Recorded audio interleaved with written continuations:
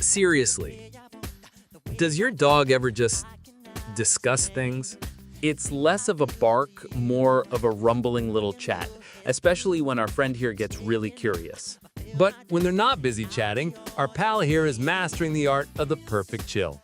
Especially when they're all cuddled up for some serious ear scratchies. Our hero is also super curious about everything, especially what's happening on the phone, trying to join in.